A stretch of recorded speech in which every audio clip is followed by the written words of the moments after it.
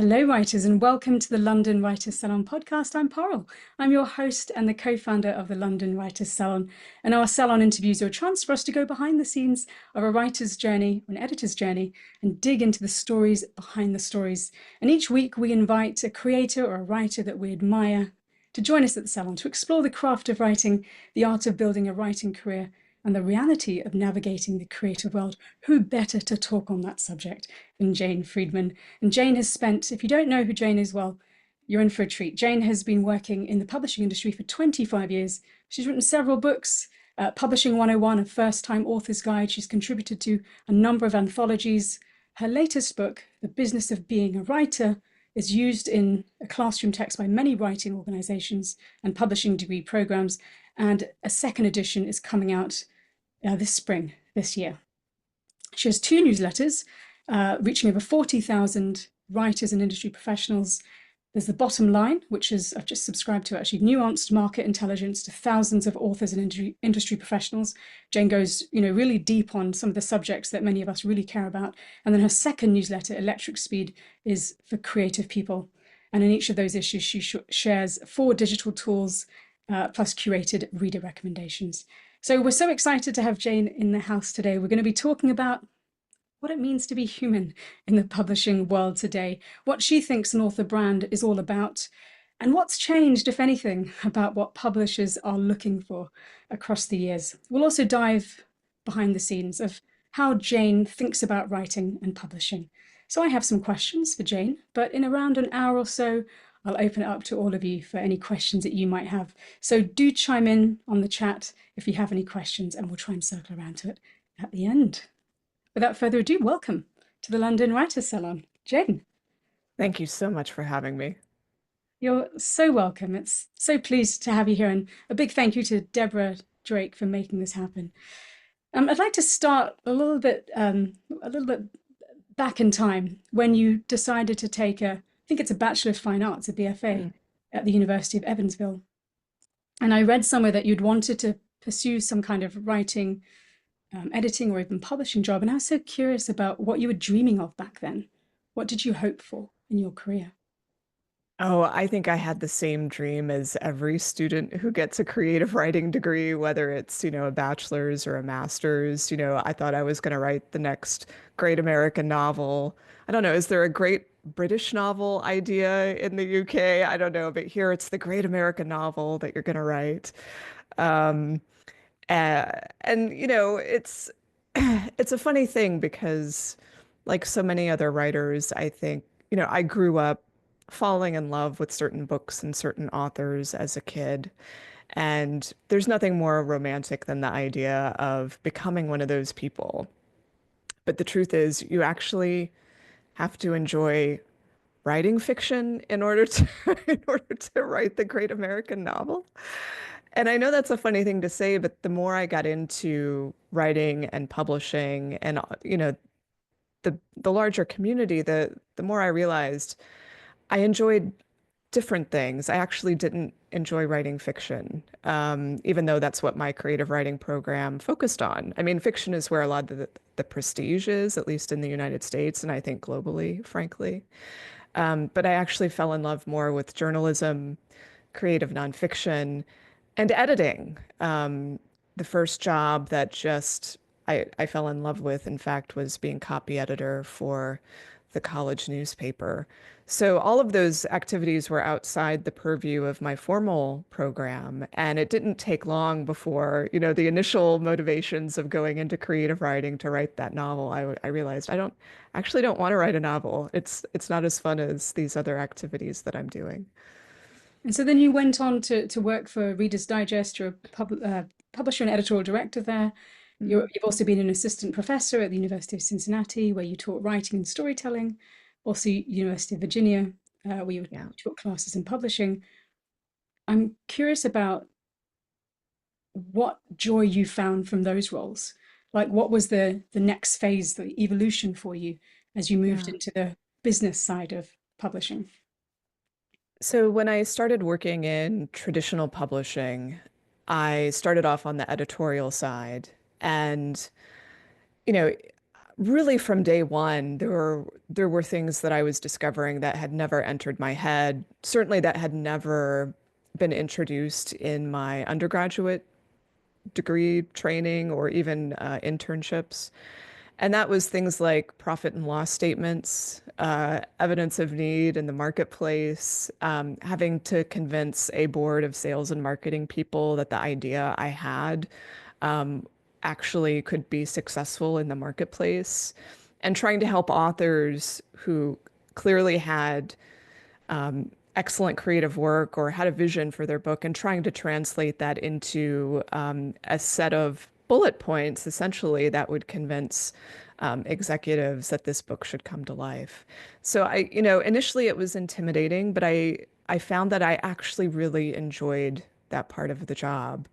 Um, and the longer I stuck with it, the more I was tasked with putting together strategic plans and visions for how the publishing program would grow and evolve, especially given some of the pressures that I went through early in my career with ebooks, the internet, the digitization of information, and what all publishing companies had to, undergo, which was moving from this very bricks and mortar world into one where people find out a book's online, they purchase online, and you're competing with a lot of online media.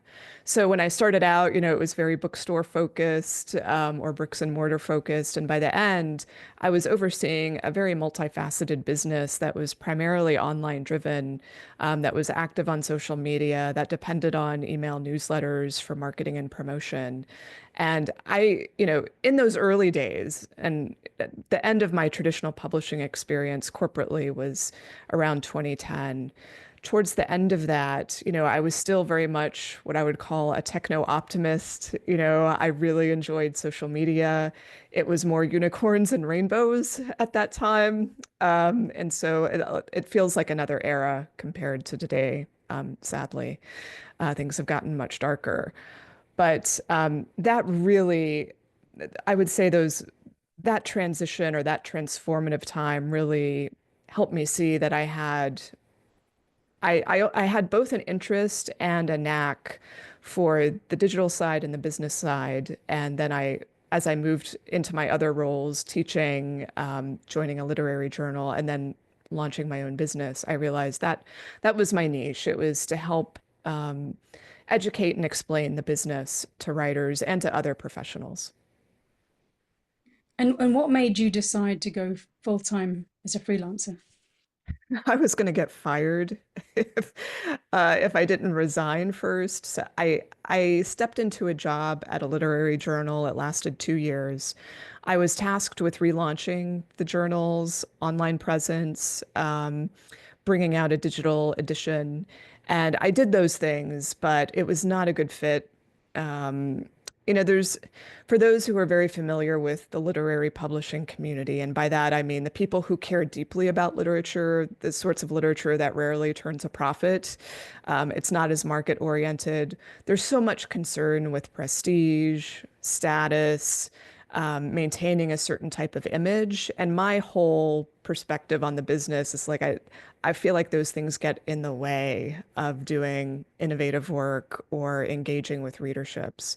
So it shouldn't have surprised me, although it did, that it was not a great fit. And so rather than get fired, I checked out and said, well, I'll just freelance for a while until something else comes up. And it turned out I happened to be a pretty good business person, surprise, and I've never looked back.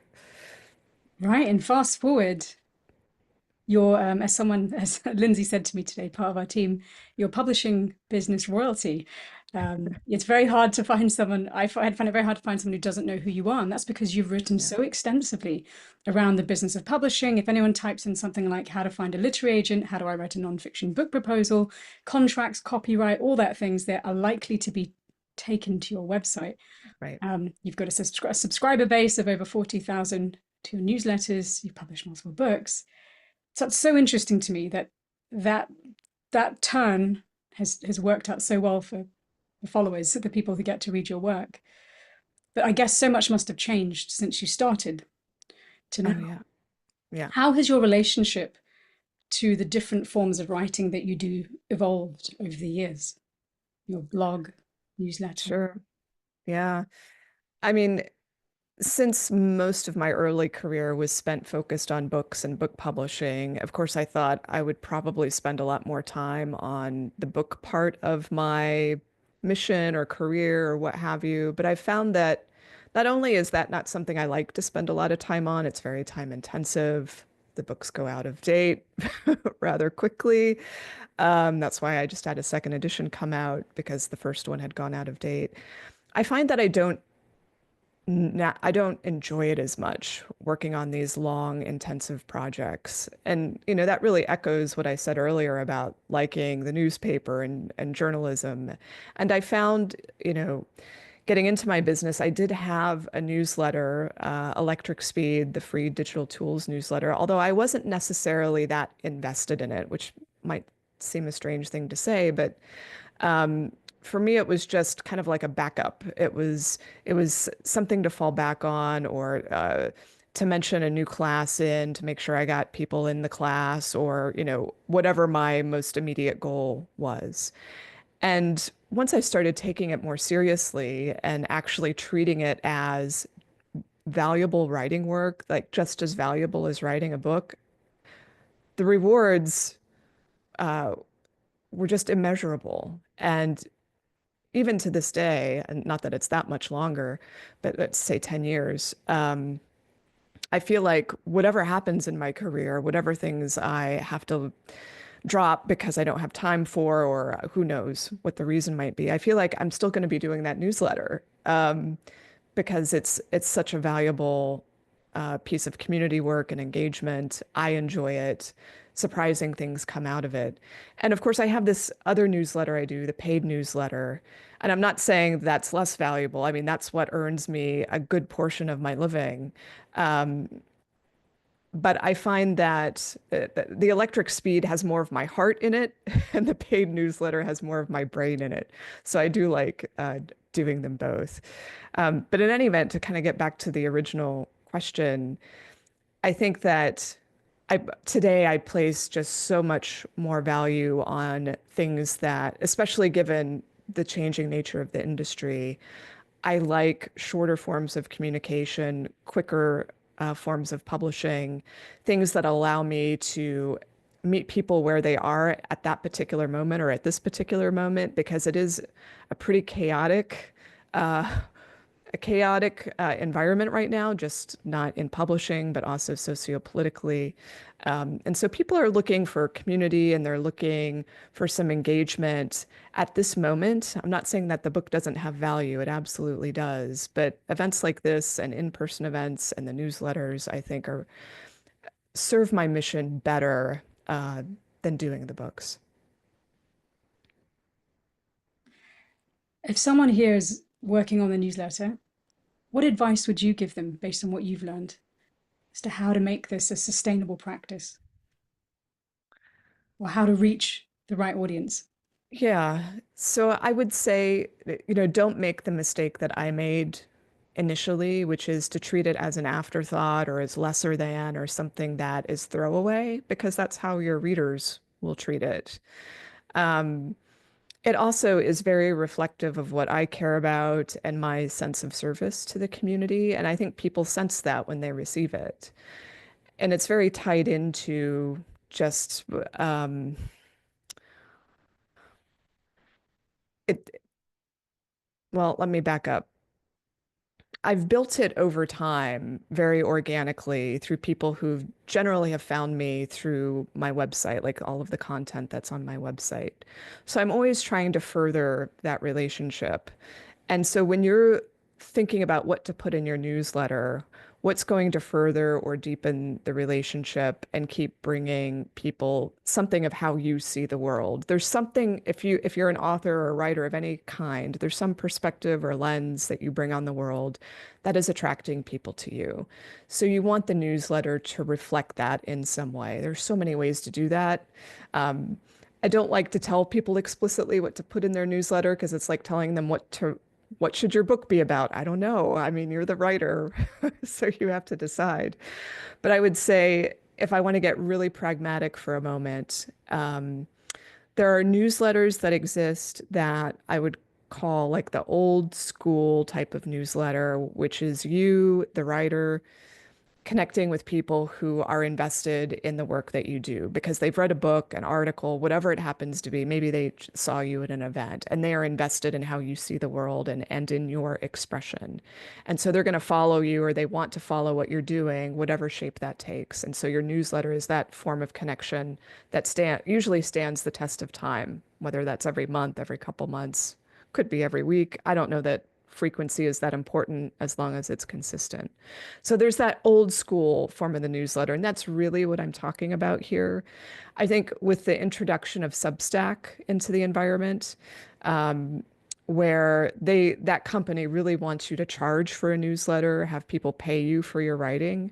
I'm not saying that's wrong, but that is a very different sort of promise. That's a very different sort of relationship than what I've been talking about with kind of the old school free newsletter, where you're in communication with people who want to support your work or are interested in it.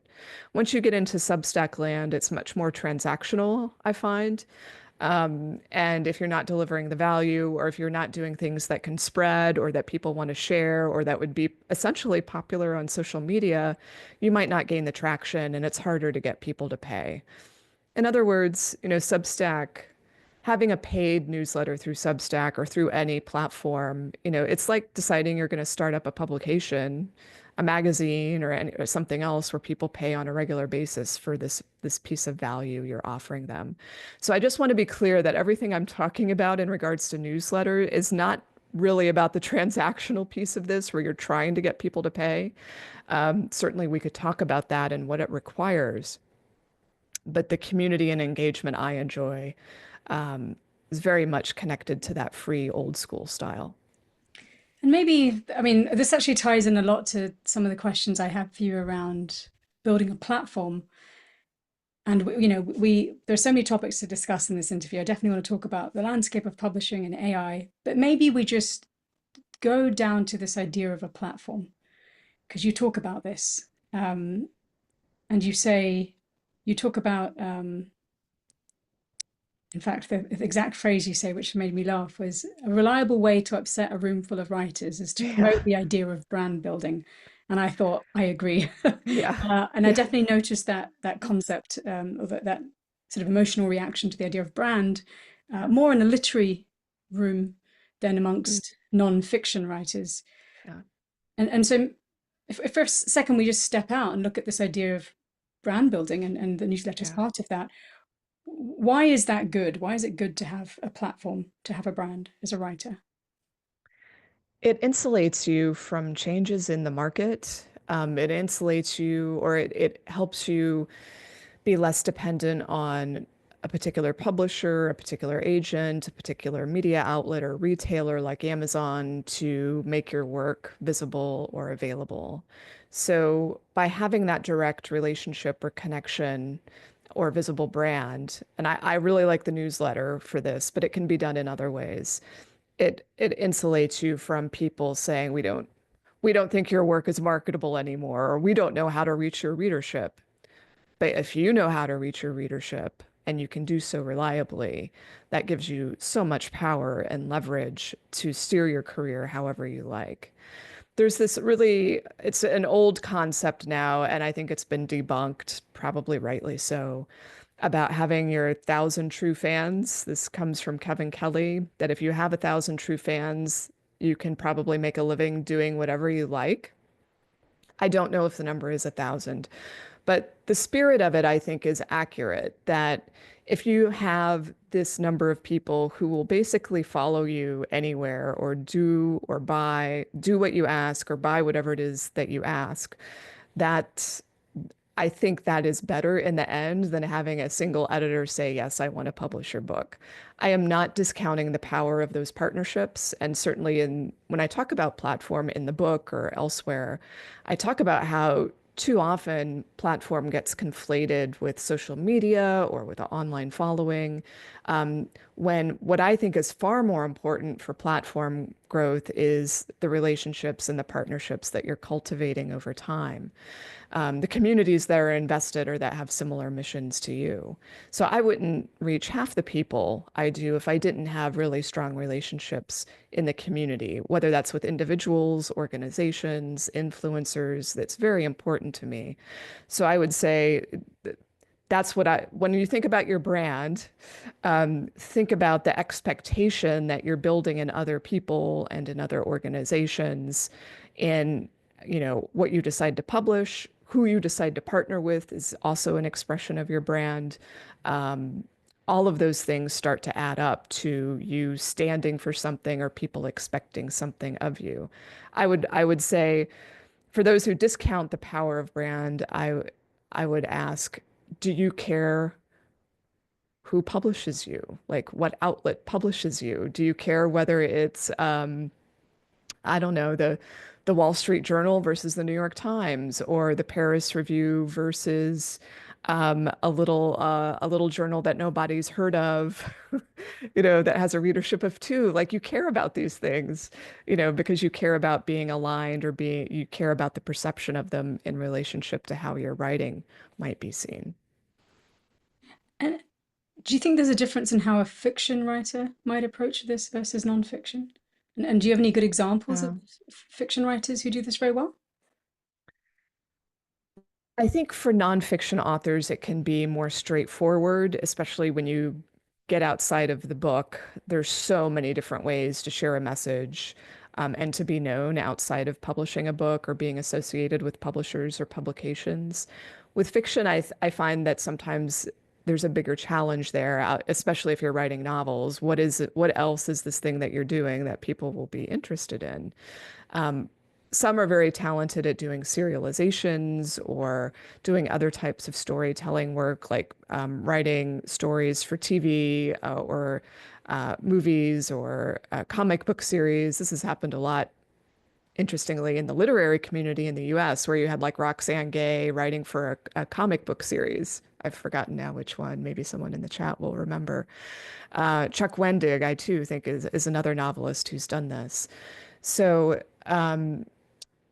but I think when you look at um, it's easy to see on the commercial fiction side. So, like, if you, Brandon Sanderson does a lot of cons, and he has merchandise that goes along with his books. Colleen Hoover has a merchandising arrangement with Target. I think she sells, I want to say it's nail polish or press-on nails, or an assortment of things. And she also did a huge book festival in Texas for years, sadly now ended, called Book Bonanza. So you can see these like offshoots, like these expressions of who they are and what they do in the activities that they pursue or the things that they invest in. Even, I mean, I'm choosing really big names here. The James Patterson started a series of grants for libraries and booksellers and now authors. And then, of course, in addition, to bolster his brand, he partners with really famous people to write his books, like former President Bill Clinton. Is Oprah next? I don't know, but like it's all these like people like, wow, they really want to partner with James Patterson. That's cool. Uh, to go to a lesser well-known example, though, the example that's in the book and the one that I bring out frequently is a literary novelist, Monica Byrne. And the reason I bring her up so often is because she's been so consistent over the last 10 years of getting people to support her through Patreon, because she's unlike some of these other authors I've mentioned. She's not prolific. She's not coming out with commercial fiction every year or multiple times a year. Like many literary novelists, her production level is, human paced, let's say. She spends a lot of work, a lot of time on each book. And so she knows she's never going to have the sales or the productivity that's going to earn a living for her. So when her first literary novel released, she started a Patreon, where people can pledge to support her on a monthly basis. And that's been going now for 10 years. And she says up front, look, I need you to support me in this effort. if I'm going to continue it, because our current environment, she's in the US, I believe, or she's American, she might live in another country. She's like, our current environment doesn't necessarily support a living wage for a literary novelist. So the book and in everything I do, I try to help people see, you know, there's this brand that you're building that is that is meant to attract the readers who will appreciate what you're doing. It's not meant to sell anyone on something they don't want. It's to make it clear what you stand for or what you want to be known for. And I think Monica would probably tell you she she doesn't even like what I've said, that she's not a brand. Um, uh, but I think to me, that's what I would call it. Like that's the best word that I have for it. That I think we can talk about it in terms of a business strategy. Mm. And I guess underneath that is just how do you find a way to connect to readers, and how is that portrayed? How is that packaged? Right. Exactly. We have so many topics we can dive into. It's been really nice hearing your thoughts on brand. I'd love to go zoom out a little bit and talk a little bit about the landscape of publishing. And I know we have some calls for the chat about talking about pitching. We'll get to hopefully a whole bunch of other questions, but I want to just zoom out to this idea of doom and gloom in publishing, because we're hearing a lot of that with what's happening in the world. And you have a quote in your book from a famous author who says, "The profession of book writing makes horse racing seem like a solid, stable business." But this is Steinbeck in the 60s. So 60 years ago, right? So people think that today's publishing era is difficult, but you're making the case that actually it's always been perceived as difficult.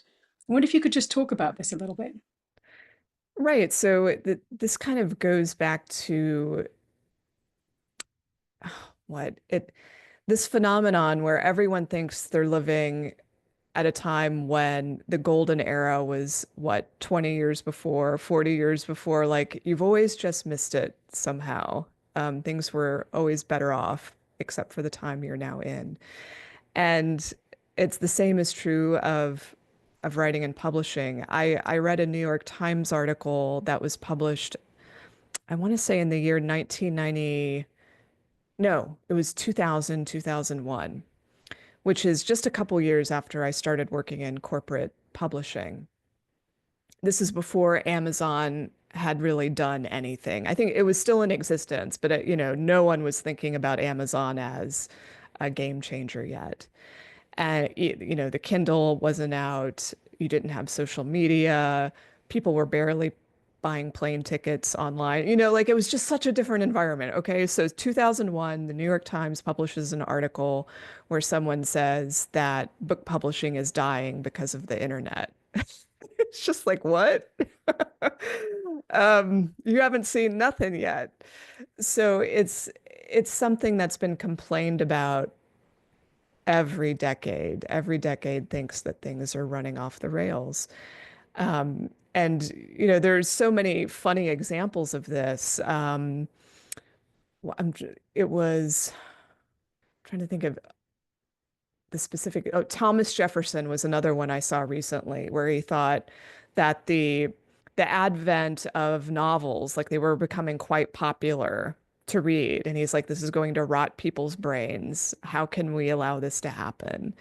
And after the invention of the printing press, where it was more common that you could read something other than a classic, because now you had the ability to print off things that didn't need to be preserved. People were saying, "Now, what are we going to do now that people aren't reading the classics? This is a terrible state of affairs." So, change is hard. That's one of the messages here. But also, writing is like any other creative endeavor. There is no formula for success. There's no formula I can give you for producing a work of art and making money off of it. There's always an element of serendipity. And at least since literacy grew, which this happened in the 1800s for the Western world when literacy skyrocketed, we've had bifurcation in the market where you have the very commercial works that tend to sell well, like ghost stories and mysteries and romance.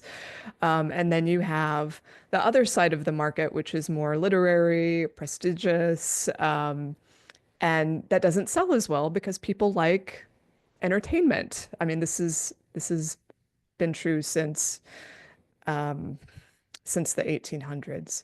So sometimes I think what people are worried about is this sense that what they love is going to die or be taken away from them. But it has always been hard to earn a living off writing just what you want to write. Um, you have to give some attention to the market and what will succeed with readers if you want to earn a living off of book sales. So there are generally compromises that have to be made. And I guess something else that has pervaded through the years is this tension between art and business. Yeah. You know, we want to make art, as you say, we want to write exactly what we want to write, but we also need to make money. Maybe we take on projects that are adjacent, you know, the kind of Yes. shadow work around the art. In your experience, what has helped writers balance the art and the business of writing? I would almost reject the idea that there is a balance, which sounds awful. There are compromises that you make at particular moments in time. So the way that I explain it in the book and elsewhere is that there are usually three things that you're thinking about. Is this going to earn me money? Does this satisfy my creative goals? Um, and then does this bring me a new readership? Does this make me visible? Does this build my platform? Is this in alignment with what direction I want my career to grow in? And I find that it's rare that you're going to find a project that's going to meet all three of those equally. They do come along, but I wouldn't bet on it, at least earlier in your career.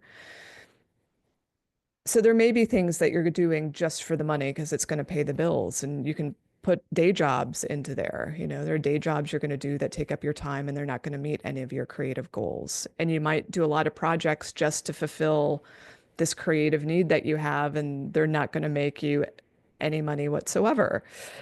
And then there are things that I do, and I think that all writers do for platform building purposes that they might not pay at all or they pay very little, but you do them for the visibility and or in service to the community that for whatever reason they're important to you. So if there is a balance, I think it's in thinking about these factors when you're deciding on a project or committing your time and resource and making sure that you're not getting so weighted in one area that you start to burn out, that you kind of lose the creative spark, that you somehow have stopped fulfilling, you stop meeting the goals that got you into this to begin with. And actually, speaking of goals, you talk about this, all writers should think about their larger goals with their writing. How does this apply to you? What kind of goals have you been working towards? I'd be curious to see how you think about it and then what you then spend your time on. Right. So when I first started full-time independent work, I was doing a lot of one-on-one consulting and editing. So being a service provider for writers and some other businesses, let's say. And that's really a time for money equation. And there's only so many hours you have in the day. And of course, it took time away from the creative projects I wanted to pursue, but it was easy money for me because did have a name and people trusted me when they hired me. So it wasn't that hard to build up that side of my business. But what I wanted to do was spend more time writing. So over the last 10 years, that's what you will see. I think if you were following me every year, you'll see this slow movement towards less one-on-one work, less focus on other people's creative work, and more focus on the things that I want to write. So my newsletters, for example, I spend a lot more time on those today than I did 10 years ago. I would like to develop more curriculum, do more of my own teaching and helping people, and spend less time hosting other people's classes. And I'm sure my instructors don't want to hear that, but they already know it. So that's where I've been moving to be able to focus just on my own work and my own engagement with the community, whether that's in person, online, in a newsletter, in a book, etc. And just a slightly geeky question here. How do you review your writing goals? Do you do this like once a quarter? Does it just come up when you feel a bit of tension around the work you're doing? Because this is something I'm noticing happening amongst all creatives I Mm, know, is that we have day jobs, we have creative ambitions, we kind yeah, of know our goals, but then there'll come moments yeah, where things feel it's a bit of yeah, friction. yeah. I am not someone who has like a 5-year plan or puts my goals on a list or has a mood board showing my dream. I don't do any of that. Um, but I do pay attention when I'm feeling a misalignment, when I'm feeling like I am not enthusiastic about this. Why is that? Why do I not want to go through the motions of this particular project today? Something like that happened to me over the last few years with my paid newsletter. So I've got my paid newsletter, The Bottom Line, that just went through a major rebrand and relaunch. This was just a couple months ago. And I explained to people, my subscribers, why. And it was because it was under a brand that was launched with a business partner that's no longer in the picture. It was separate from my website, so it was not at janefriedman.com, it was elsewhere. A lot of people didn't know it existed. I didn't really like the branding generally around it. I felt like it was the satellite that, I almost didn't want to talk about because it didn't feel aligned with everything else that I was doing. So I decided, I can't keep going like this, not even wanting to talk about it. I need to bring it into the mainstream of what I do at my own site. And so there was both a technical component to that, there was a branding component to that, but it was also just a re-envisioning of this is important to me, but I have to reconfigure it so that I'm more enthusiastic about it. I like that. It's following the energy. Yeah. Yeah, I feel like we could all stand to do that. I'd love to now turn to getting published. And I'm pretty Yes. sure this comes to the questions you're asked the most. You probably write about the Yes. most extensively, but I suspect it maybe tweaks a little bit as time goes by. Yeah. Maybe. So let's go straight into pitching.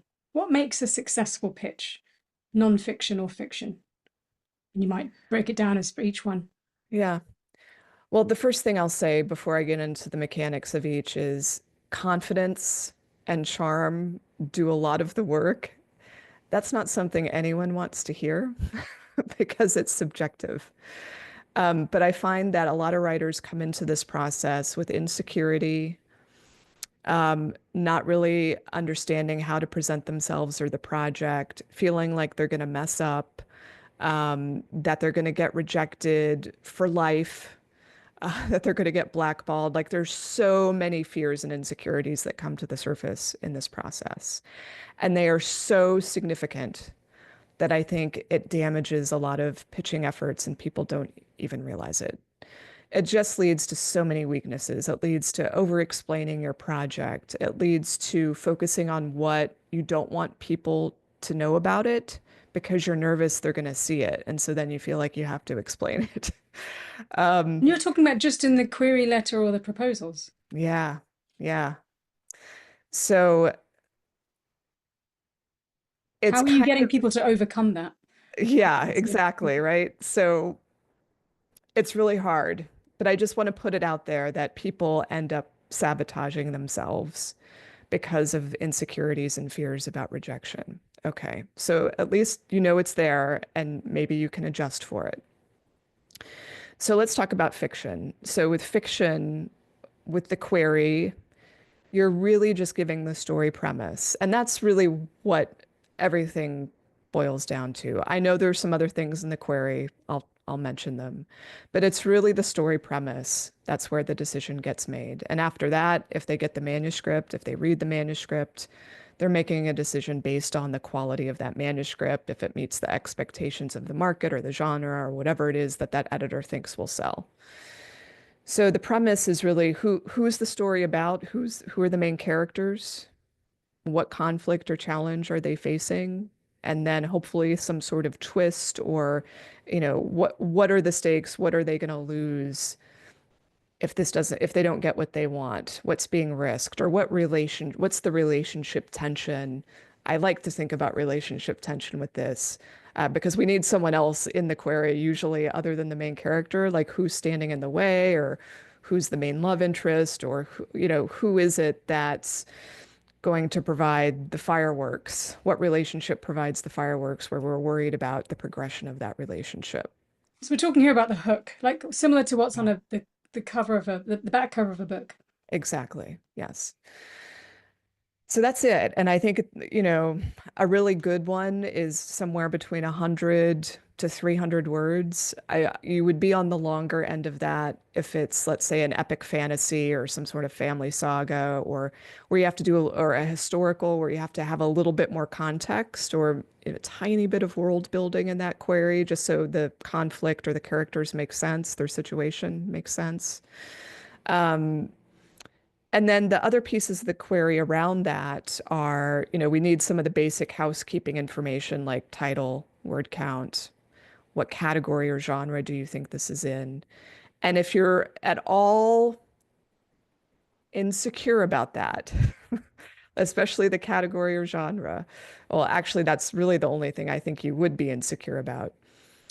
Try to use comparable titles rather than giving it a specific name. So if you're not sure whether or not to call it book club fiction or upmarket fiction or a romantasy, whatever, use comparable titles to help show who your readership is, because that's what's most important here. Who's going to really love this book and talk about it to their friends and family.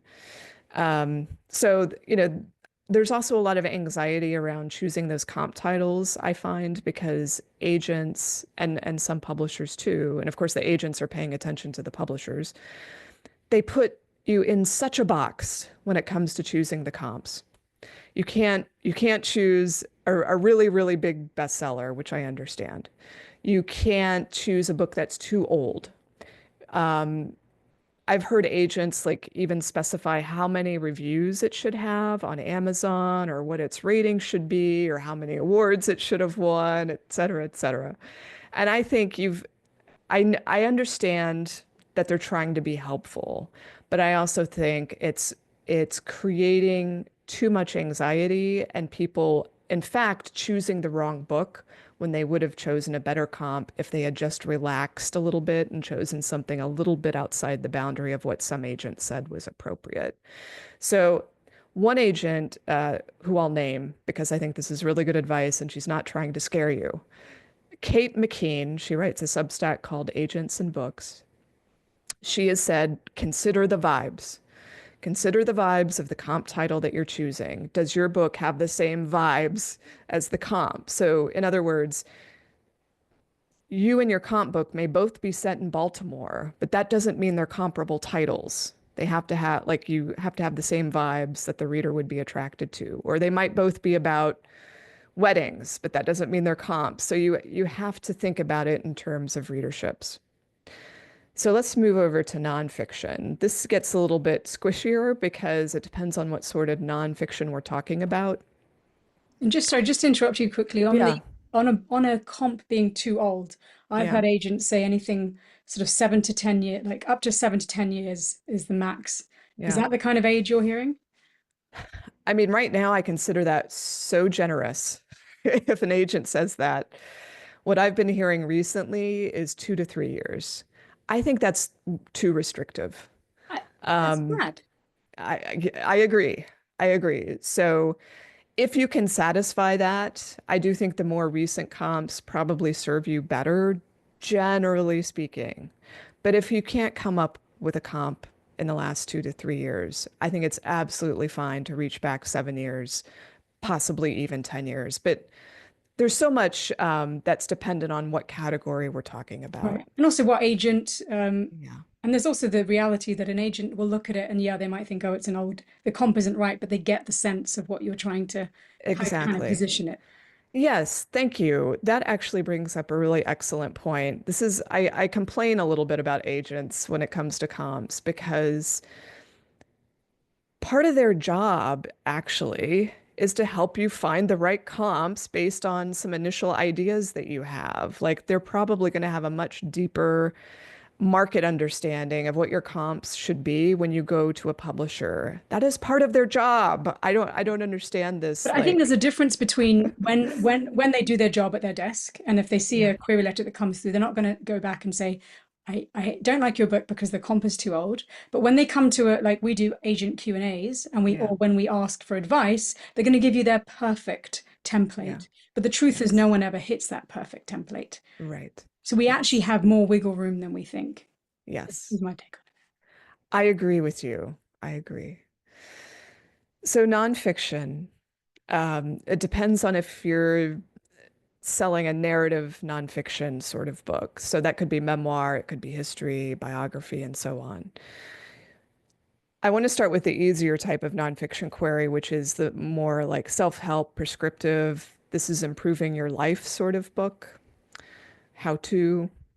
So with those books, the query usually focuses on what is the reader's problem or what is the challenge they're trying to meet, and you express that right away in the query, whatever that is. And then you position your book as the solution or the answer to that or whatever that explores that challenge for the reader. So there's some urge that the reader has that they're motivated to address, some need, your book meets that need. And you have to give something of your platform, usually in these queries, unless you're sending the proposal along with it that explains your platform. So in the query, unlike with novels, with a nonfiction book like this, you have to explain how you're the authority or a credible voice. I mean, this can include degrees, research, previously published writing. It can include online following. There are lots of different ways to show you're authoritative, but you also have to show how you're visible to the readership. If we're talking about trying to get an agent, because they want authors in nonfiction who have this platform.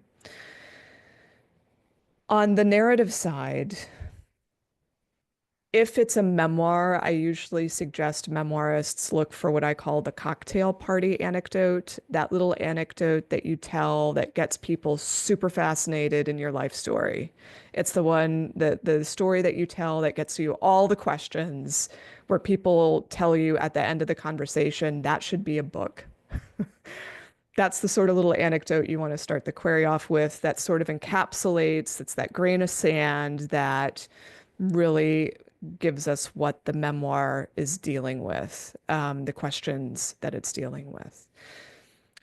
In that, the memoir query has a lot in common with the novel query ultimately, and that there is some sort of premise there. There's some sort of challenge that the memoir is addressing, and so we need to have a sense of that in the query letter.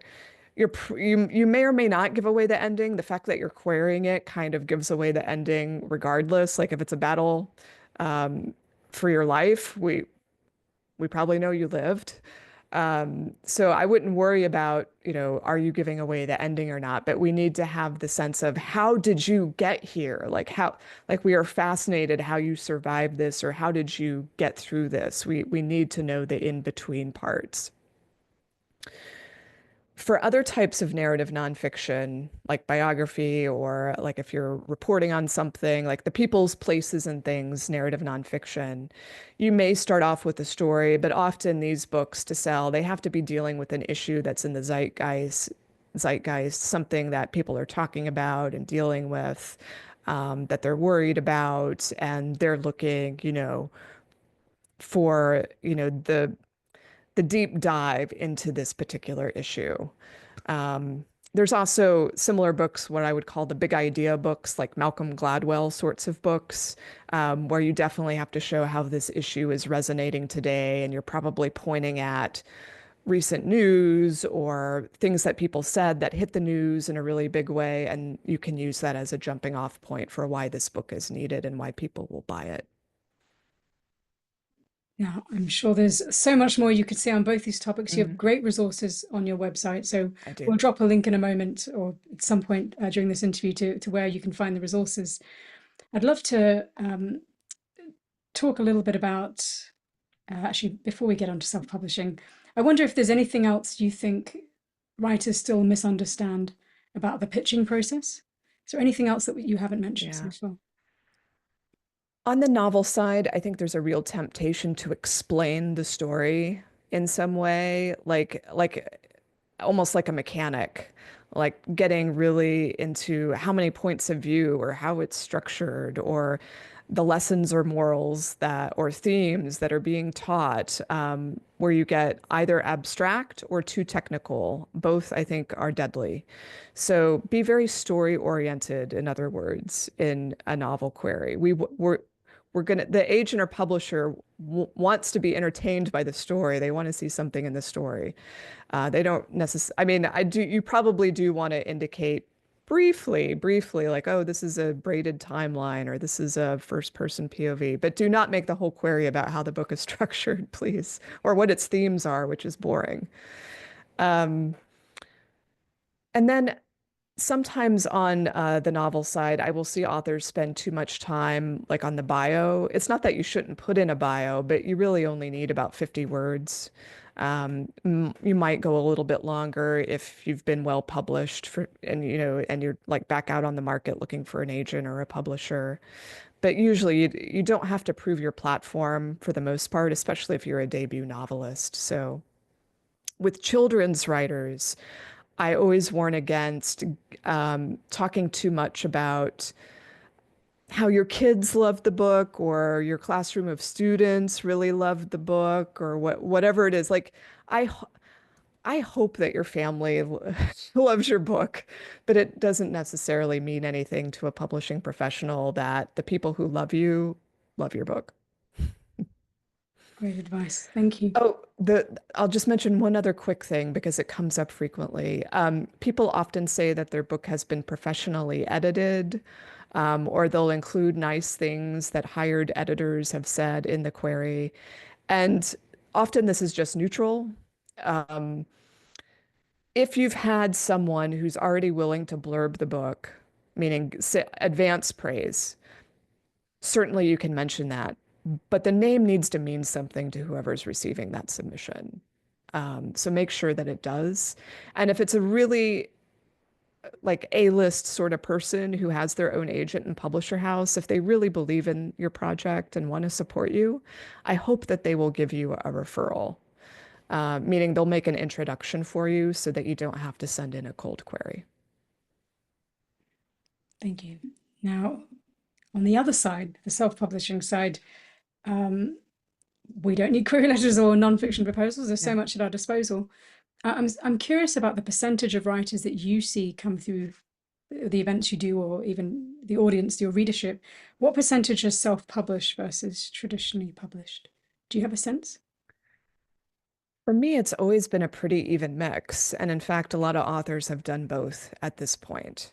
So, but if if I had to give an edge to one side or the other, I'd say a slight edge to traditionally published, because so much of the materials on my site are for people who are trying to get traditionally published. Once you get to the marketing and promotion side of it, I would say it edges into the self-publishing. So it depends on the topic. And you've got some really great infographics. If anyone has any sort of broader questions around the different publishing paths, I've dropped the links in the chat. Um, is there anything that you think writers misunderstand about the alternative publishing paths? Because you talk about this quite extensively. I do. So there's a category called hybrid publishing where I think most of the confusion exists as of today. And there are so many reasons for this, but I'll try to keep this brief. So hybrid publishing is essentially an arrangement where the author pays to publish. As a business model, it's really no different than what used to be called vanity publishing. And in fact, if you're someone who doesn't like hybrid publishers or hybrid publishing, there could be a lot of reasons you don't like them. But if you don't like them, you will find that vanity publishing is still a term that's used with them. Of course, hybrid publishers do not want to be called that. Some might say vanity publishers have rebranded themselves as hybrid publishers. I don't like the term vanity, period. I don't think it helps anyone make a better decision. I think it's a term that's used mainly to insult rather than bring clarity. There are many reasons an author might want to pay a publishing house to bring their book out onto the market rather than just self-publishing. But if you are using a hybrid publisher that actually is a hybrid publisher, they are going to publish your book under their company name. You're going to sign a contract that looks much more like a traditional publishing contract than a service agreement. They are responsible for that book, not just after it's published, but for some time thereafter, although you may have to pay to maintain that relationship on some basis. And if you want all of the advantages that a hybrid offers, you're probably looking at a print run, meaning you're going to print off hundreds of books, if not more than 1,000. They're going to have a distributor that will help distribute those books to bookstores, libraries, and so on. And that means you need to invest in marketing and promotion to support that book. Now, given all of those costs I've just described, it is very unlikely, especially if you're a novelist or a memoirist, that you're going to make that money back through book sales alone. So I always caution people, hybrid publishing might be an appropriate path for what you want to accomplish, but I would never choose it thinking you're going to make that money back. Please do not spend money you do not have. And moreover, understand that even if the hybrid publisher has like a so-called list price of $10,000 on their website, that is almost never the final cost. I would double it, maybe triple it, even more, because there are so many costs that they are not telling you about upfront that come into play. Are you seeing, and this has evolved over the years, are you seeing are you seeing success in self-publishing focused on certain genres? Typically, it's been focused on thrillers, romance, Yep. uh, non-fiction, Yes. especially ones that So, are business related. mhm. So the vast majority of self-publishing success, which I want to be clear, has nothing in common with hybrid publishing, which I just described. So the vast majority of self-publishing success stories are commercial fiction. So that's romance, romantasy, mystery, suspense and thriller, science fiction and fantasy, and so on, the commercial genres. There's also some nonfiction authors who do really well self-publishing. They usually have businesses established already. They have authority already, meaning like they didn't decide one day out of the blue they're going to write this nonfiction book that bears no relationship to their careers.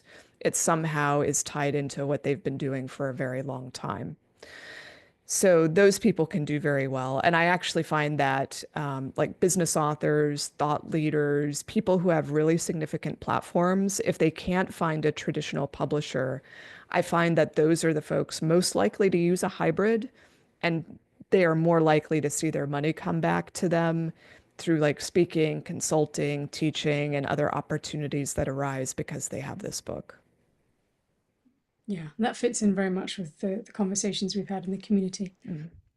I'd love to talk about the really tame subject of AI. Um, you've had your name fraudulently used, and yet you're not pessimistic No. about the changes on the horizon in regards to AI. Why is that? Why are you not pessimistic? Why are you optimistic? Well, optimistic might be too optimistic to say, but I lean more in that direction. I think that's fair. Um, it's a little bit part of what we talked about earlier when I said how everyone thinks publishing has been deteriorating or that writers' conditions have been deteriorating. Every time there's a new technology, we think that, the end is near or that it's going to be a net negative. For example, when word processors started to become adopted, like Microsoft Word, or it was Word Perfect or whatever, but back in the early 80s, there was a New York Times columnist who said this was going to be the end of women's careers because they would no longer be able to type up men's documents. I just thought, wow, that we had really big dreams then, didn't we? Um, so there's always this moment, I think this dark moment where we think the awful awfuls are coming. Now, I don't want to portray this as all positive. It is not. Um, But from your And there's, perspective, when you think about what's coming, and we'll talk more specifically about the writers' protest, so I'd love your yeah, take on it. What are you hopeful that yeah. AI might bring to your life as a writer? I mean, I already use it and have been using it for a couple years. And it, people often joke, if I could clone myself, I'd get so much more done. Well, it's kind of like, I wouldn't say it's like having a clone, but it's like having a really smart intern. You still have to check their work. You still have to offer really good guidance. And there's some things you're not going to hand over. But it does allow me to do good brainstorming and outlining, better titling. It helps me do lots of summarization that used to take hours. Um, and it just in like day-to-day life, like my mother was recently admitted to the hospital. She's out now, she's fine. But there's all of this medical jargon that comes out of those sorts of situations. I just feed it into the AI so that I can understand what's happening when there is no doctor or nurse available to help me. And it gives me questions that I should be asking. So there's some like really super practical applications like that. Now, if I look at the industry specifically, synthetic audio is going to be a really significant use of AI this year. It's already starting to hit Audible, Spotify, and the distributors. It's a way for publishers to do audiobooks for backlist that it wouldn't otherwise be economical to bring those titles into audio. I don't think human narrators are going to be out of work, at least not yet, not as of today, because you can tell the difference between a dynamic human narration and an AI narration, but not every book needs a dynamic human narration or a cast of characters for the audiobook. Translation is another area where there's already very specific things happening. There's a European firm called Nuanced that's already using AI for the first pass of a translation. And I'm sure this is only going to increase and spread across all publishers and translation firms.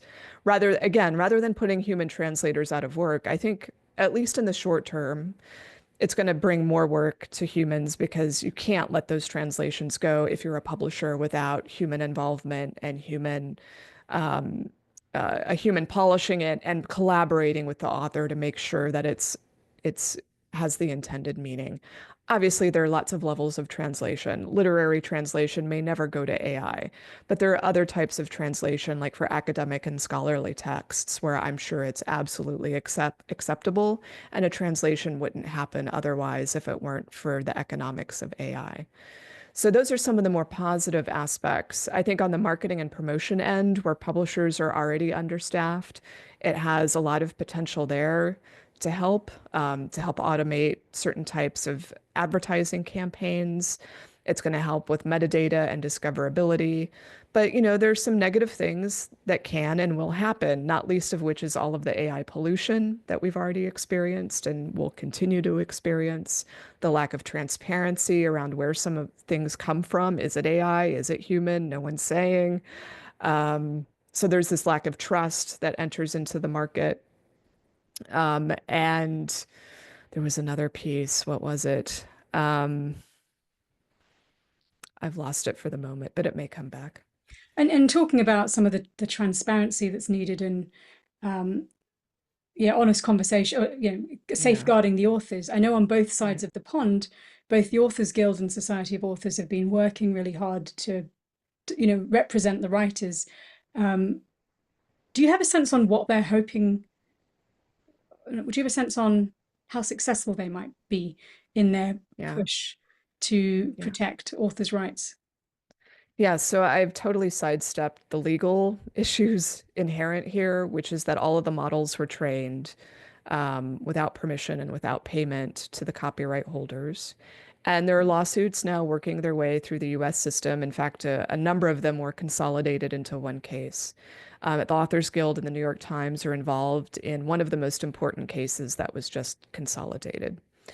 So I think what's going to happen is there's going to be payment or there's going to be some sort of restitution for this training that happened without permission. I don't think the training will stop. I think it's going to happen legally under license, and authors will have the ability to say, yes, you can train my work. No, I don't offer permission. And there will be different types of licensing. So there'll be licensing for just training the models, which is a very kind of simple, straightforward licensing. And if there's a new model, there's another license to train that model.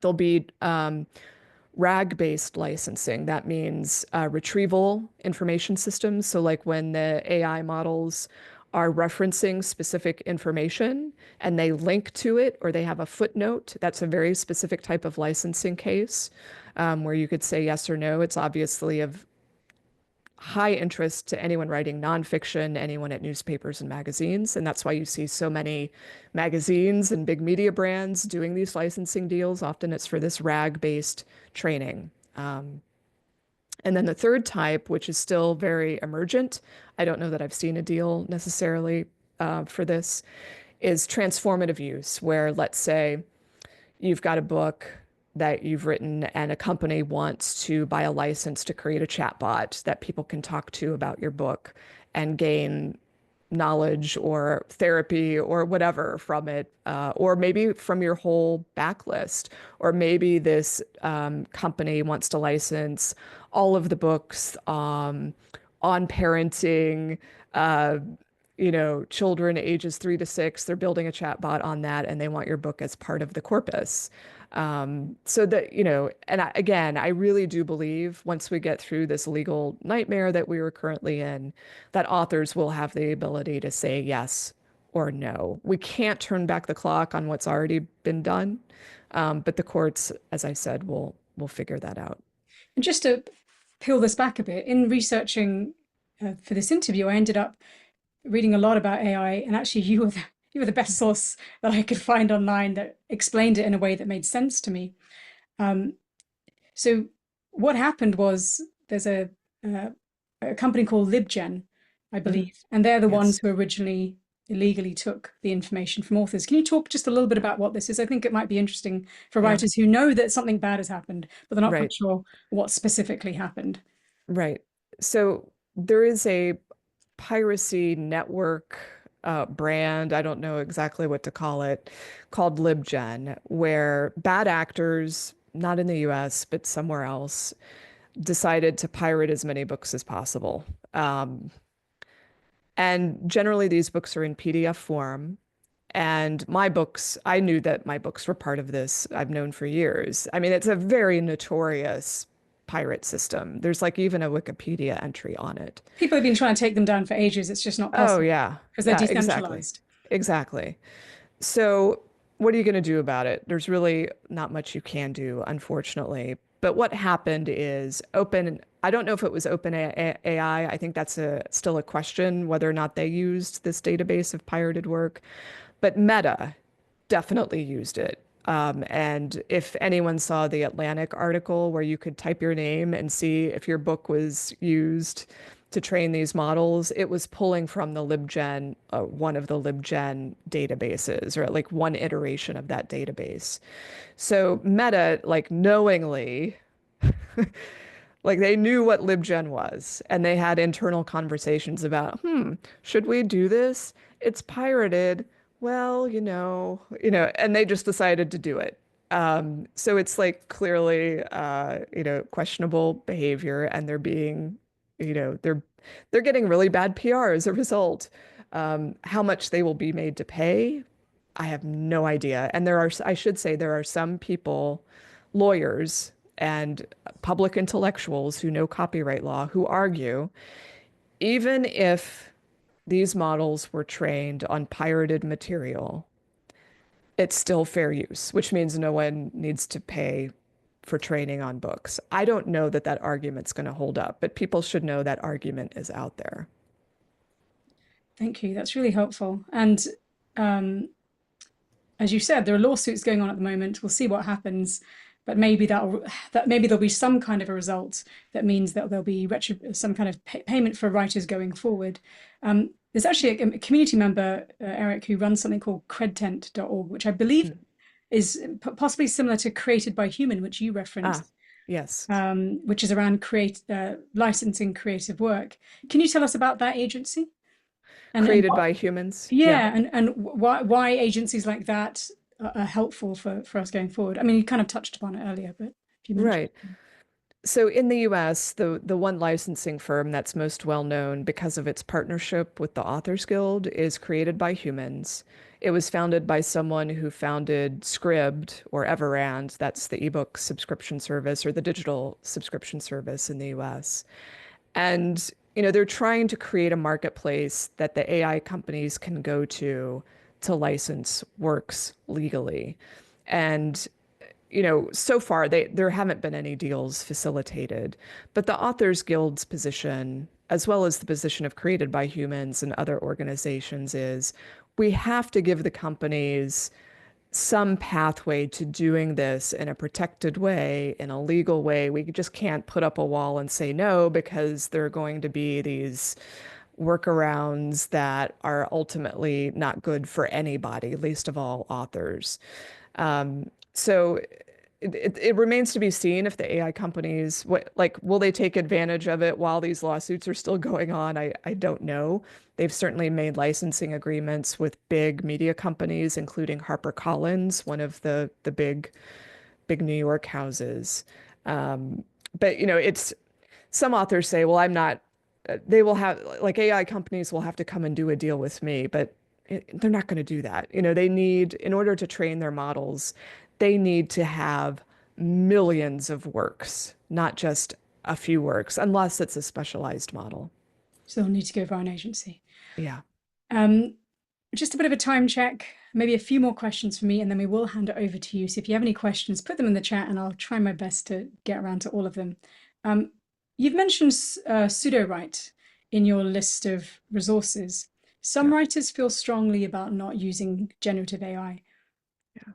in their writing. What's your take on this? And where's the line? I mean, I think the first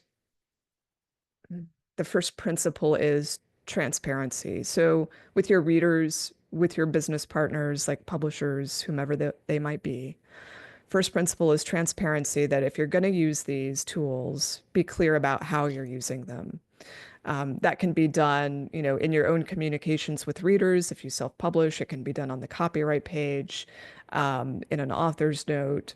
Be clear. I mean, there are already, frankly, literary works that are out there that are upfront about use of AI, although I think it's done as more of like a metafiction thing, like it's part of the plot or it's somehow part of, um, I don't want to say the gimmick, but the hook of the book is that part of it was written by AI. So that makes it super transparent and also it's a marketing angle. But I'm talking about more books where the authors are using AI to help generate some amount of the wordage, like whether that's paragraphs or entire scenes. In my paid newsletter, I actually showcased what this looks like because I sometimes think it's hard for writers to grasp, especially if you haven't been using the tools. What does it look like when you have the AI write for you? Like, what sort of prompting does it take? How much is the author involved? What does it look like over time? And so Elizabeth Ann West is one author who uses these tools extensively to write the books. And so there is an example at for the subscribers of that newsletter where you see the prompts she started with, what was generated as a next step from the AI, how she told the AI to expand, revise, or cut, and then the adjustments she made after that point. Now, in my opinion, this isn't the genre that I read in, so I don't feel like I'm a good judge. But for me, it's like everything I read there was not particularly special.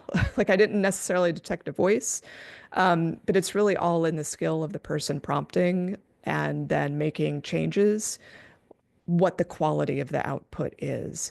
And, I do not want to insult anyone here or make people upset, but one of the analogies that I sometimes draw to try and get people over like the ethical hesitancy, because I do think we're heading toward a world where this is more common and accepted, is think about how upset people were at photography in the 1800s. You know, people said this is going to ruin painting, and photographs initially did not get copyright protection because it was made by a machine and not by a human. And we look back at that now and think, well, how could we have done that? Of course, photographs deserve copyright protection. Um, and obviously these tools can also be used in deeply unsettling and unethical ways. But I think there are ways to use them that still respect human creativity. Humans are still involved. There's transparency in how the thing came together. So again, I do think there's something of an inevitability with this. And I do worry that people who remain stridently AI, like they won't touch it, they won't have anything to do with it, they'll just get left behind because others will be using these tools and being creative and being human while using them. Love that. The human as curator makes sense. What practical steps can writers do from today onwards to protect their work while still engaging with new technologies? If you're going to use the AI tools to do anything, make sure that you get a paid plan. That way you have more control over how the information you're putting into the model is used. Like if you don't want the information you input to be trained on, you can adjust the toggle accordingly, but it requires you to have a paid plan to do that in like with OpenAI at the very least. So make sure that you pay for your use. Um, if you're dealing with publishers, it's not in their interest to trick or surprise you, but look for clarity in their AI policies. Make sure that the contract doesn't take the decision making away from you in regards to AI training. If you have an agent, they're definitely going to be looking out for this. But if you don't have one, make sure that you're looking for those clauses and adjusting. And anyone that you are working with, try to find out what is their policy. Not to judge them or to point a finger, but to understand what it is they're doing or not doing, how they use these tools in their own publishing workflow. Because many places are using them, but they're not saying anything because they don't want to make people angry. They don't want to get the finger pointing. So we have to be willing to talk about this without blowing up or doing the shame and blame game. Great, thank you. The final question for me is, what's next for you, Jane? What's I mean, you've got the second edition of the book is coming out. Mhm. It's the business of Yes. being a writer. Really looking forward to seeing what updates you've made. You're going to be promoting that. What Yeah. else? What's next for you? I mean, getting this book done was such a relief that I've hardly thought about what's next. But I'm ramping up my in-person speaking again. So I really took a good year off of a lot of travel or engagement in that way. But this year I'm kind of back and I'm looking forward to being at more shows and also doing maybe some more private workshops in person, which I haven't had time to do. Great. Well, we look forward to seeing. Yeah, hope to see you at a conference actually. But let's go to audience questions now. So I invite you all to start your video, and we will get around to as many questions as we can. I start with some of the questions that were submitted earlier. Kelly Turner asks if you can discuss the difference between a formal pitch and how to answer the question, what's your book about, in an informal setting. So make sure you don't miss the casual chance to interest someone in your book. So you should have like a 20 to 25 word, one sentence description. And you absolutely must stop after that one sentence or after those 20 words to see if it actually sparks any further questions or to even test market yourself to see after you give your one sentence pitch, what is it that people tend to follow up on? What is it about it that interests them? Or do they quickly move on to talking about the weather? Because that's a sign of something too. So one sentence for casual situations. And you should also be able to, when it comes time to market and promote, you also need something similar to be able to quickly convey, especially to people who might not be your audience. Who is it for? Sometimes you have to include that in the 20 to 25 words. Great, thank you. Thanks for the question, Kelly.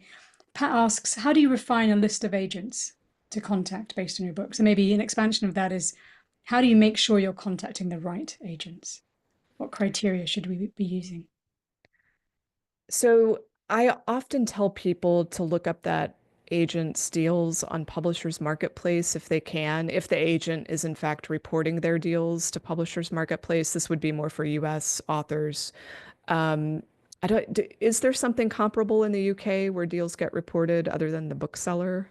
I'm not sure. It's mostly Book Brunch and Bookseller. Okay. So if you can't find their deal reports through one of these industry sources, often their website is going to have a list of clients or books that are coming out. You want to make sure that the agent is representing books that are comparable to yours because agents tend to specialize in certain categories or genres and represent authors who are comparable. If that doesn't make sense in your situation, then look at the publishers that they're selling to. So it's uncommon that an agent's going to break new ground with your book and sell to a totally new publisher they have never before sold to. Or like if you're looking for an agent to represent your children's middle grade and that agent doesn't seem to have any children's middle grade clients, that to me means they're not a great fit, even if they say they accept that type of work. It just it's to me it sounds like, or it would look like they're less likely to sell that work well. Thank you. Thanks for the question, Pat. Next up, there's an anonymous question around word count for a first-time writer. The book I'm about to start drafting is literary fiction. I've heard different word count limits by genre. Do you have a sense on what the word count Mm. should be for literary fiction? I mean, the average word count for any novel, I think, is around 80,000 words. Books are getting shorter, generally speaking. So I think you can, dip down to say 50,000, depending on the publisher, maybe even a little shorter than that. Once you get beyond 100,000, I think you're starting to court more rejections based on the length alone, unless it appears there's some justification for it, like, the family saga sort of story, something that requires a lot of world building. If you get up into the 120,000 ballpark, now you're like double the length. And that's more expense, that's more time, that's more risk. And I would say if it's your first book, if you're a debut, can you find anything possible to cut to get you down below 120, preferably below 100? You're just making it harder for them to say yes when you get beyond 100,000 words. That's great. Thank you. And thanks for the question. Jody asks, as a picture book writer, pre-published, with the current situation with tariffs and knowing that most multicolor books are printed in China, what is your take on the picture book market? Do you have any suggestions for those of us querying them? Don't worry about it. I know that's a terrible answer, but you can't, I think we all know we can't control what's about to happen with tariffs. You can't predict. Um, Publishers don't know what's going to happen. And so we will muddle through.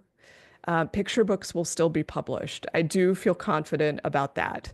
There will just be a lot of uncertainty surrounding how they're going to get manufactured. I do think there's the possibility that more digital printing will become acceptable or used. And I don't mean print on demand. I mean short run digital printing, which is of higher quality. And so if things were to get really bad, I think we might see publishers switch to those methods of printing, but there are other options for printing than China that, publishers, they, I'm not going to say they knew what was coming exactly, because I don't think anyone knew 245% tariffs on China. But they have been looking at their options for a long time. So they're going to figure it out, and I wouldn't let it affect your pitch planning. Great. Thanks for the question. And thanks, Jane. Next question on protecting our name online. What are your thoughts on protecting your writing and content from being used without your consent for AI training on the very platforms we use to create Mhm. community and a following for our writing? Is there anything you've done to help to protect Jane Friedman? I have filed and received a trademark on my name, but it's not necessarily to protect my writing, it's to protect my reputation. because there are service companies that will use my name to imply an endorsement where none exists. And the easiest way to get them to stop them from doing that is to have a trademark on my name. Um, so I'm not advocating that authors do that, but if you do a lot of work online where your name carries weight in a particular community, you might want to consider it. And I did just run a guest post at my site about trademarking your name for US people that you might find useful. It's expensive to do it with lawyers, but you might be able to do it on your own and just pay hundreds of dollars if you feel like it's necessary. It certainly won't hurt you. It's just the time and the expense. But to address the larger question here of training on your work, AI training, I mean, I'll be upfront. I have no qualms about AI training on the stuff at my site. Um, I have not included robots text explaining don't train on my work, which for those who are like in the know, you can actually put some instructions on your site that say do not train on this. Whether they follow that, who knows? Um, but I find it much more valuable to me in the long run to have these tools know my name, to reference me in the answers, to link to my site when people ask about writing and publishing. I do not want to be excluded from that. So while I can understand some people's concerns about this training happening without compensation, I feel like I have more to lose by being hidden from these systems than from them training on the work. Great, thank you. Thanks for the question, Deborah. On the same topic, what about submitting to agents? Should we worry about giving a chunk of information of our book to a literary agent? Do we worry about our work being used in any way? Yeah, so this is becoming a bigger and bigger concern that if you submit a manuscript of any length to an agent or a publisher, that they're going to feed it into some sort of AI system in order to get an analysis back or feedback or whatever. Um, the honest truth is, you're not going to know what they're doing. And especially if you submit it electronically, it's nothing at all to click a couple times and have it fed into an AI.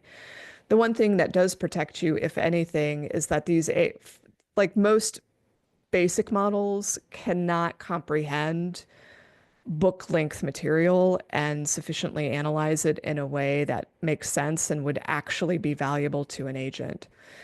The other thing that protects you is that agents tend to prioritize their own judgment and capacity to look at something and understand faster than it would take an AI to judge whether this is something that they're interested in. So these judgments happen, I think, in seconds. I know writers don't like to hear that, but it's kind of like how a real estate agent can stand outside of a house knowing what neighborhood and city and state they're in and be able to say that house is worth X amount because I know what every other house around here sold for and I know what the market is like at this moment in time.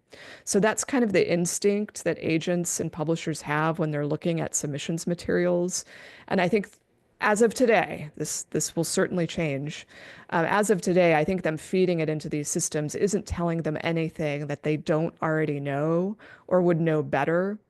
Um, I could see it being used in the future once for those who don't know, there are startup companies right now that are specializing in this software that will help agents and publishers sift through submissions piles. I haven't seen anyone adopt it yet or willing to say they've adopted it.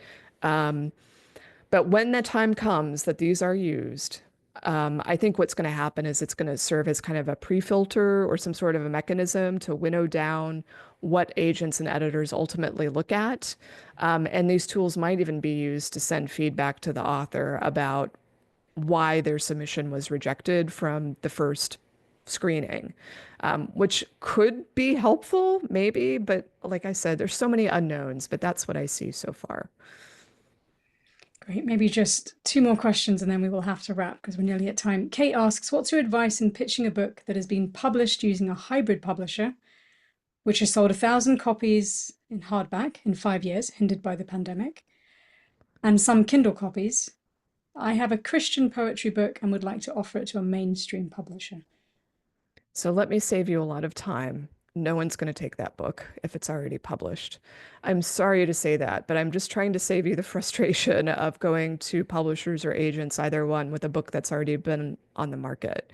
So the general rule of thumb here is that if the book is already published, no one wants to republish it unless it's having astronomical success. So if that were to happen, like if you were to start making waves with this book, whether it's self-published or hybrid published, they are going to come to you and say, we would love to partner with you on blah, blah, blah, blah, blah. You are not going to have to approach them. So I would ask yourself, what do you think a big publisher is going to do that you don't already have the power to do now? What was missing from the launch? What didn't the hybrid accomplish? Are there ways that you can fill in those gaps in other ways? Sometimes I think people imagine these publishers will do something that they aren't going to do. Like there's some, especially with poetry, I don't know that there's anything that they could do unless they were actually the number one poetry publisher for your readership that everyone knew about. It would have to be such a perfect match. And sometimes I think big publishers actually aren't moving the needle for people in ways that they imagine. And when you say astronomical success, what kind of numbers are you talking? Some of this is category dependent, but let's say at least the five figures. And this has to happen in a short time frame. Like this can't be drips and drabs over 5 years. We're talking like 10,000 copies within the first few months of release so that you're hitting Amazon bestseller lists or Ingram's self-published bestseller lists. You're appearing on the bestseller lists that I do for self-published work. If you aren't hitting those lists, you're not selling enough copies. All right. Final question is, what advice would you give all of us as if we're going to go off into our week and the month, we're all here to write, Yeah. we have some kind of dreams to hit. Any sort of parting advice for us as we continue the hard graft of writing? Yes. Be patient with yourself at every step of the way. I find that people sometimes expect too much of themselves and too much of the industry as far as how quickly progress is going to be made on any front. I think writing and publishing generally especially in book publishing, it's a slow business. Even with AI, even with the technologies that have been introduced. And it takes time for good work to be noticed, for good work to be marketed and promoted. And so give yourself the time, give publishers the time, give readers the time to discover what you're doing. Thank you, Jane. This has been such a pleasure to talk to you. I feel like we could chat forever, but the great Yes, thing is your website contains so much great information. I'm so glad that I've subscribed to your newsletter as well, because I thank think you. you are at the forefront of all the latest innovations happening in publishing. I feel like you're a really wonderful voice of reason. So thank you so Thank much. you. It's been Thank you. such It's a been a pleasure. pleasure. And your book, the Business of Being a Writer, is being updated. Is it out now or is it out in next month? Technically, it comes out April 18. So it's actually secretly been available before that. So, but Amazon ships on the 18th. Amazing. Well, we'll be sharing links to that after this interview. But writers, thank you for being here. Please unmute yourself. Let's give Jane a round of applause. Thank you so much, Jane. This has been fabulous.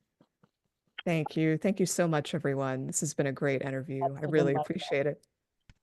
Well, yeah, once again, we're huge fans, Jane. We hope to do more with you.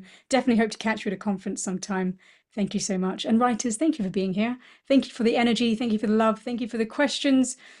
Maybe I'll see you at Writers Hour. It starts in just under half an hour, but maybe I'll see you at another interview. Thanks so much, friends. Bye bye. See you later. Bye.